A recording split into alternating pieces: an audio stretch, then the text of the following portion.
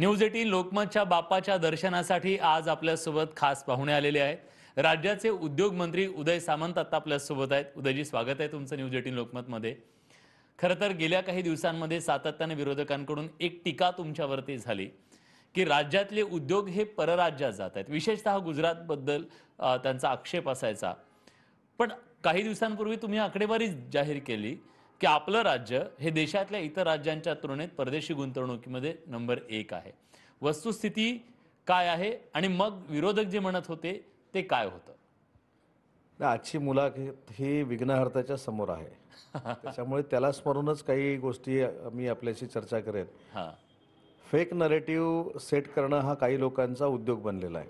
बरं. आपल्याला आठवत असेल की सरकार बदलल्यानंतर कायमस्वरूपी उद्योग गुजरातला गेले, उद्योग गुजरातला गेले, अशा पद्धतीचं खोटं नाटं सांगण्यात आलं.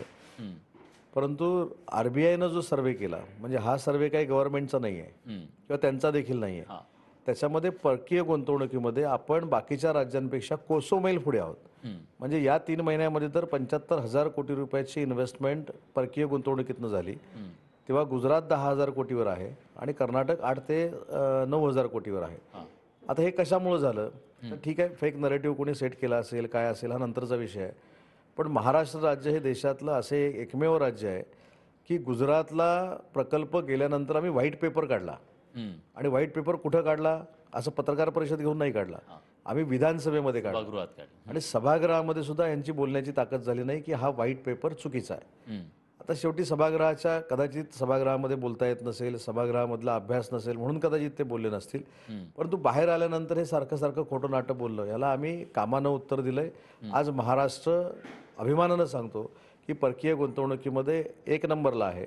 आणि 3 दिवसापूर्वी आमची एक कॅबिनेट सब कमिटी झाली. बरं. एक गंमत सांगतो, कॅबिनेट सब कमिटी कशासाठी होते? हं, तर जो उद्योजक आहे त्याला इन्सेंटिव्ह द्यायचा, सबसिडी द्यायची, वॉटर सबसिडी द्यायची. हं, पण जे आमच्यावर टीका करणार आहेत त्यांनी थोडं आत्मचिंतन केलं पाहिजे की आपल्या सरकारमध्ये ही कॅबिनेट सब कमिटी 18 महिने होऊ शकली नाही. हं, हं, जर कॅबिनेट मिटिंग ऑनलाईन व्हायची, हं, जर फेसबुकवरनं आम्हाला सल्ले मिळायचे घराच्या बाहेर जाऊ नये म्हणून, तर कॅबिनेट सब कमिटी ही ऑनलाईन घ्यायला काही हरकत नव्हती आणि म्हणून तो वेदांत फॉस्कॉन गेला. हं, पण आम्ही या 2 वर्षामध्ये जवळजवळ 6 कॅबिनेट सब कमिटी घेतल्या. आणि 3 दिवसापूर्वीच्या कॅबिनेट सब कमिटीचं असं वैशिष्ट्य होतं की नवी मुंबईला 83,000 कोटीचं डेटा सेंटर येतं. 83,000 कोटीचं. स्कोडा कंपनी 12,000 कोटी रुपये इन्व्हेस्ट करते कुठे येते नवी मुंबईमध्ये? बरं. नवी मुंबईमध्ये, तळोजा भागामध्ये. चाकणमध्ये स्कोडा इन्व्हेस्ट करते. हं, आणि काही लोकांनी खरोखरच डोळ्यावर पट्टी बांधलेली आहे. आजपर्यंत गडचिरोली जिल्हा जो आहे, हा गडचिरोली जिल्हा आपण असं म्हणायचो की नक्षलवादी जिल्हा आहे. हो, पण आज जर तुम्ही गडचिरोली जिल्ह्यामध्ये गेलात तर 85,000 कोटीचे प्रकल्प हं, स्टील बेस हे गडचिरोलीमध्ये येत आहेत. आणि मी आज तुम्हाला सांगतो की पुढच्या वेळी तुमच्या गणपतीच्या निमित्तानं ज्यावेळी मी येईन ते तुम्ही मला सांगाल की गडचिरोलीचं नाव हं, हे आता नक्षलवादी मुवमेंट असणारा जिल्हा म्हणून नाही तर उद्योगनगरी म्हणून आहे. मराठवाड्यामध्ये आम्ही 52,000 कोटीचे प्रकल्प दिले. त्याच्यामुळे हे काही लोकांना दिसत नाहीत, दिसणार देखील नाहीत. अजून 1.5 महिना दिसणार नाहीत. नंतर पुन्हा एकदा महायुतीचं सरकार आल्यानंतर दिसतील. त्यामुळे त्यांचा हा दोष नाही. त्यांना कुठेतरी खोटं नाटं सांगून मतं मिळवायची आहेत आणि ती मतं आता कुठच्याच मार्गाने मिळत नाही. तर मग उद्योग विभागाला टार्गेट करायचं, मुख्यमंत्र्यांना टार्गेट करायचं, दोन्ही उपमुख्यमंत्र्यांना टार्गेट करायचं, हा काही लोकांचा दररोजचा धंदा बनलेला आहे. आणि म्हणून मला असं वाटतं की त्यांना उत्तर देण्यापेक्षा आम्ही उद्योग आणून दाखवलेले आहेत आणि यावर्षी 10,500 कोटी रुपयाचा इन्सेंटिव्ह वाटून आम्ही दाखवलेला आहे. बरं. त्याच्यामुळे मला असं वाटतं की लोकांना कळलंय खरं कोण आणि खोटं कोण. बरं. पण एक मधल्या काळामध्ये असं झालं, तुमची खूप आग्रही भूमिका होती की कोकणामध्ये उद्योग आले पाहिजेत आणि त्याला विरोध सुद्धा झाला. त्या विरोधामुळे कुठेतरी तुम्हाला थोडंसं बॅकफूटला जावं लागलं, इच्छा असून सुद्धा? कोकण आणि विशेषतः रत्नागिरी जिल्हा, कारण आपण तळ कोकण त्याला होय, म्हणतो. होय.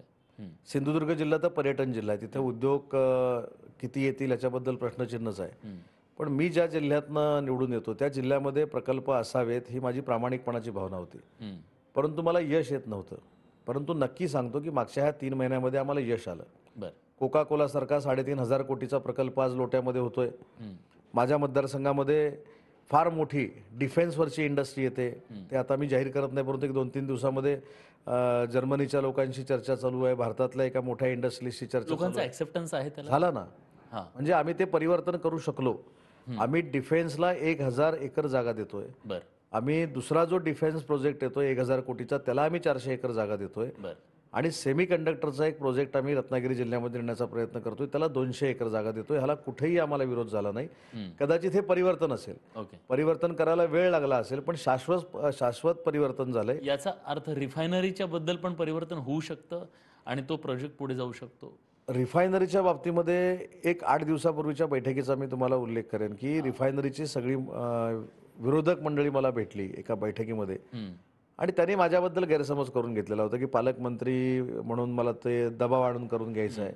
पण जे काही कागद त्यांच्या मी हातामध्ये दिले ते आश्चर्यचकित झाले. तो पहिला कागद होता की ज्यांनी आंदोलन केलं त्यांच्यावरच्या केसेस मागे घेण्याचा तो कागद होता. हा आणि दुसरा जो कागद होता तिथं मायनिंगसाठी सेंट्रल गव्हर्नमेंटनं जे काही जागा आयडेंटिफाय केल्या होत्या त्याला स्थगिती देण्याचा मी निर्णय घेतलेला होता. त्यावेळी त्यांच्या लक्षात आलं की आपण जर पालकमंत्र्याशी चर्चा केली तर काहीतरी सुवर्णमध्ये निघू शकतो. डिप्लोमसी. नाही, डिप्लोमसी नाही, हा जे आम्ही आश्वासन दिलं होतं. हा डिप्लोमसी असती तर मला असं वाटतं दोघांच्या मधली मी असं म्हणतो सर. नाही नाही नाही नाही, मला असं वाटतं की त्यांनी आता भूमिका अशी घेतलेली आहे की ठीक आहे चर्चा करून तर बघू. हा हा आणि मी हे देखील सांगितलं की सरकार असं कुठं म्हणत नाही की ज्या ठिकाणी विरोध आहे तिथं जबरदस्तीने आम्हाला काय करायचं आहे. परंतु जे राजकारण होत होतं त्याला माझा विरोध होता. म्हणजे खासदारांनी पूर्वीच्या सांगायचं की प्रकल्प नको, तिथल्याच आमदारांनी सांगायचं प्रकल्प पाहिजे, मुख्यमंत्र्यांनी पूर्वीच्या सांगायचं की नाणार प्रकल्प नको, त्याच मुख्यमंत्र्यांनी त्याच्या 4 किलोमीटरच्या बाजूच्या जागेला एनओसी द्यायची, इथं फार मोठा प्रकल्प होऊ शकतो, चांगला होऊ शकतो, बेरोजगारी दूर होऊ शकते, हे पत्र द्यायचं. हे जे काय चालू होतं राजकारण म्हणजे मतासाठीचं राजकारण होतं. आणि ते तिथल्या आता विरोधकांना कळलं, जे रिफायनरीचे विरोधक आहेत त्यांना कळलं. तरी आज देखील आपल्या माध्यमातून सांगतो की कुठेही आम्हाला जोर जबरदस्ती करायची नाही. त्यांचे गैरसमज आम्ही दूर करू, आम्ही त्यांच्याशी चर्चा करू आणि त्याच्यानंतर आम्ही निर्णय घेऊ. पुढच्या काही दिवसामध्ये तुम्हाला एका मोठ्या परीक्षेला सामोरं जावं लागणार आहे आणि ती परीक्षा आहे ती विधानसभा निवडणुकांची. या विधानसभा निवडणुकीमध्ये पक्ष म्हणून शिवसेना म्हणून तुम्ही मला वाटतं की लोकसभेच्या नंतर ही मोठी परीक्षा जी खरी आमदारांची परीक्षा जो तुम्ही निर्णय घेतलेला होता, या सगळ्या परिस्थितीमध्ये शिवसेना स्वतःला कुठे पाहतो? कारण जागा वाटपामध्ये तुम्हाला खूप संघर्ष करावा लागेल अशा प्रकारचं चित्र सध्या माध्यमांमध्ये दिसतंय. कारण भाजप 150 ची मागणी आहे. नाही, ही माहिती आपल्याकडे सूत्रांकडनं आलेली आहे. पण मला असं वाटतं तुम्ही की थेट सांगा. मी थेट सांगतो ना, हा 75% आमची तिकीट वाटपा संदर्भातली चर्चा ही पूर्णत्वाकडे जाते. बर 3 नेते अतिशय परिपक्व राजकारणी आहेत, त्यांना भौगोलिक परिस्थिती माहिती आहे, कोण निवडून येणार आहे हे त्यांना माहिती आहे, महायुतीची सत्ता परत आणायची आहे हे देखील त्यांना माहिती आहे. आणि म्हणून लोकसभेला जे काही झालं हा त्याची पुनरावृत्ती होणार नाही, म्हणजे उशिरा तिकीट जाहीर होणार नाही याची दक्षता ते नक्की घेतील. परंतु एक सांगतो शिवसेना म्हणून की स्ट्राईक रेट लोकसभेला आमचा जास्त होता. मी हे महायुतीतला घटक पक्ष म्हणून नम्रपणानं सांगतोय, मला कोणालाही क्रिटिसाइज करायचं नाही. परंतु आम्ही जेवढ्या जागा लढलो त्याच्यापैकी 7 खासदार आम्ही निवडून आणू शकलो. आमचा स्ट्राईक रेट जवळजवळ 47% होता.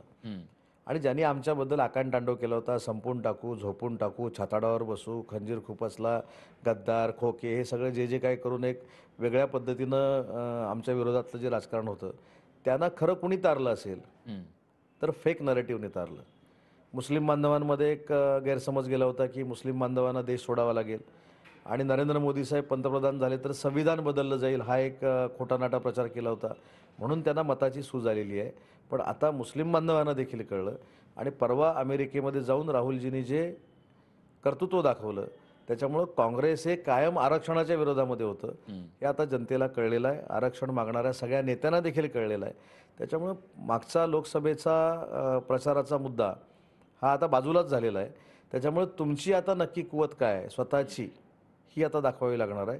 आणि मी आत्मविश्वासानं सांगतो, जसं मी मगाशी सांगितलं की पुढच्या वर्षी मी आल्यानंतर तुम्हाला गडचिरोलीच्या बाबतीत सांगेन, ते पुढच्या वर्षी देखील तुम्ही मला इथं बोलवताना सत्ताधारी पक्षाचा आमदार म्हणूनच बोलवाल, महायुतीचाच आमदार म्हणून. उद्योगमंत्री म्हणूनच यावं अशी अपेक्षा करू. पण एक गोष्ट त्याच्यामधली तुम्ही थोडीशी मला वाटतं बघितलेली आकडा काही सांगू शकाल का? तुम्ही 75% म्हणाला, शिवसेनेची काय अपेक्षा आहे? नाही, अपेक्षा म्हणण्यापेक्षा जो निवडून येईल त्याला तिकीट हा क्रायटेरिया 3 नेत्यांनी ठरवलेला आहे. बरं त्याच्यामुळे मला असं वाटतं की आकडा सन्मानपूर्वकच असेल तिन्ही पक्षांचा. भाजप हा नक्कीच मोठा पक्ष आहे, त्याच्यामुळं तो 1 नंबरला असेल. त्याच्यामध्ये काय मला असं वाटतं की भविष्य सांगण्याची काय आवश्यकता नाही, पण सन्मानपूर्वक तोडगा निघेल आणि तिन्ही नेते अतिशय कॉन्क्रीट एकत्र आहेत. म्हणजे असं गणपतीनंतर कडक काही याद्या सुद्धा येऊ शकतील असं? येऊ देखील शकतं. तुम्हाला त्या ब्रेकिंग देखील न्यूज मिळू शकतात तिकीट वाटपाच्या. हां. पण तिकीट वाटप झाल्यानंतर बाकीच्या कुठच्या ब्रेकिंग न्यूज तुम्हाला मिळणार नाहीत की आमच्यामध्ये वाद आहेत म्हणून. नक्की. पण आम्ही लोकसभेच्या दरम्यान एक ब्रेकिंग न्यूज सातत्याने बघितली आणि आताही हे होतंय, की राष्ट्रवादी काँग्रेस आणि तुमच्यामध्ये फारसं काही म्हणजे अजित पवारांच्या राष्ट्रवादीत आणि तुमच्या नेत्यांमध्ये ॲक्सेप्टन्स खूप कमी दिसतं. म्हणजे तानाजी सावंतांचं वक्तव्य असेल किंवा मग बॅनरवर फोटो न लावणं, ह्या सगळे असं काही आहे का? आणि दुसरं कोकणामध्ये विशेषतः राणे आणि तुमच्याबद्दल, राणेंनी तुमच्यावर खूप टीका केली. हे हे काय आहे? म्हणजे तुम्हाला शत्रूपेक्षा म्हणजे विरोधकांपेक्षा मित्रांशी जास्त संघर्ष करावा लागतोय का? नाही, संघर्ष मी तर माझ्या राजकीय जीवनामध्ये सुरुवातीपासूनच करतो. त्याच्यामध्ये मला काही नवल वाटत नाही. परंतु कोकणातली जर परिस्थिती बघितली तर कोकणामध्ये सुद्धा महायुतीला पोषक असंच वातावरण आहे. हां, आणि कालच म्हणजे योगायोग बघा, कालच संध्याकाळी मी आणि राणेसाहेब एकत्र कार्यक्रमाला होतो. पॅचअप झालं? नाही, पॅचअप म्हणण्यापेक्षा कार्यक्रमाला होतो ना. हां, आणि पॅचअप कशाला, ते सिनियर आहेत, राज्याचे मुख्यमंत्री होते, केंद्रीय मंत्री राहिलेले आहेत. त्याच्यामुळे त्यांना रिस्पेक्ट करणं ही आमची जबाबदारीच आहे ना. त्याच्यामुळे काही तात्विक गैरसमज होते असतील किंवा होऊ शकतील, हं, त्याचं काही राजकीय वैरामध्ये रूपांतर होणार नाही. आमची सगळ्यांचं मिशन कोकणातली प्रत्येक जागा जिंकणं आहे. त्याच्यामुळे राणेसाहेब असेल किंवा माझ्यामध्ये आमचा कधीही असा हमरीतुमरीचा वाद नव्हता.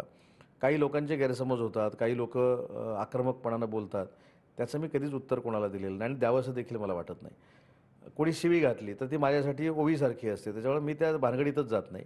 पण कोकणामध्ये 100% महायुतीला पोषक वातावरण आहे. आम्ही तिथला स्ट्राईक रेट महायुतीचा हं. हा आम्ही 75 ते 80% पुढे ठेवू. कोकण शिवसेनेचा बालेकिल्ला म्हणजे उद्धव ठाकरेंकडून सातत्यानं सांगितलं, बाळासाहेबांचं कोकण, शिवसेनेचं कोकण असं सांगितलं गेलं. तुम्ही कोकणामध्ये त्यांना कशी मात दिली? हे काय म्हणजे पण कसं? आता बघा ना, कोकणामधली एकच जागा लोकसभेची फक्त कोकणामधली म्हणजे पालघर आपण बघितलं, पालघर, ठाणा, ते रायगड, रत्नागिरी, आणि सिंधुदुर्ग सिंधुदुर्ग. पर्यंत. एकच जागा फक्त 6 जागेपैकी त्यांना मिळालेली आहे. म्हणजे 5 जागेवर आमचं प्राबल्य आहे. हां, आमचे मतदारसंघ ठीक आहे, मागं पुढं काही झाले असतील, परंतु ते अतिशय मतदारांच्या विश्वासावर आम्ही लढवलेले मतदारसंघ आहेत. ते मतदार आमच्याबरोबर आहेत. हं, कोण भाषणं करतं, कोण काय काय करतं हा विषय नंतरचा आहे. परंतु कोकण हा वंदनीय बाळासाहेबांच्या धनुष्यबाणाचा बालेकिल्ला आहे. हं. आणि वंदनीय बाळासाहेबांनी काँग्रेसबरोबर जावं ही भूमिका कधीही मांडलेली नव्हती, कधी स्वीकारलेली नव्हती. आणि ती काँग्रेसबरोबर जाऊ नये हीच भूमिका एकनाथ शिंदे साहेबांनी स्वीकारली. म्हणून पूर्ण कोकण एकनाथ शिंदे साहेबांबरोबरच राहील. उद्धव ठाकरे असं म्हणाले, की जर आम्ही आलो सत्तेत तर जुनी पेन्शन योजना लागू करू. तुमची कोंडी केली एक प्रकारे? नाही, कोंडी नाही. मला फार अनेक मंडळी आता विनोदी झालेली आहेत. हां, मला सांगा, जर जुनी पेन्शन योजना लागू करायची होती तर त्याला मुहूर्त कशाला बघायचा होता? हं, स्वतः 2.5 वर्ष उभाटाचे पक्षप्रमुख हे मुख्यमंत्री होते. हो, त्यांना संधी चालून आलेली होती. त्यावेळीची मी भाषणं दाखवतो तुम्हाला विधानसभेतली. हं, म्हणजे मी जे मगाशी सांगितलं तेच, की निवडणूक आल्यानंतर आपण कसं बदलतो याचे मूर्तमंत उदाहरण म्हणजे ही सगळी निवडणूक प्रक्रिया आहे. स्वतः मुख्यमंत्री असताना तिजोरीवर भार टाकू देणार नाही, जुनी पेन्शन योजना लागू होणार नाही, हेच सांगणारी मंडळी आता विधानसभेची निवडणूक आली, शिक्षकांच्या कुठेतरी कार्यक्रमाला गेलेले होते, तिथं आम्ही आता जुनी पेन्शन योजना लागू करणार सांगतात. हं, मग हात कोणी धरले होते? हं. 2.5 वर्षामध्ये जर शिक्षक हा केंद्रबिंदू होता, राज्य कर्मचारी हा केंद्रबिंदू होता, तर मग जुनी पेन्शन योजना 2.5 वर्षामध्ये का लागू झाली नाही? त्याला काही करोनाचं कारण नव्हतं. हो.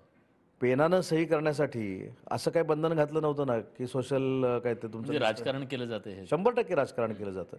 जुनी पेन्शन योजनेच्या संदर्भामध्ये नवीन पेन्शन योजना जी सरकारनं आणलेली आहे, ही त्याच्यापेक्षा बेनिफिट देणारी योजना आहे. आणि जुनी पेन्शन योजनेच्या बाबतीमध्ये देखील माननीय मुख्यमंत्री आणि दोन्ही उपमुख्यमंत्र्यांनी अतिशय सकारात्मक भूमिका घेतलेली आहे.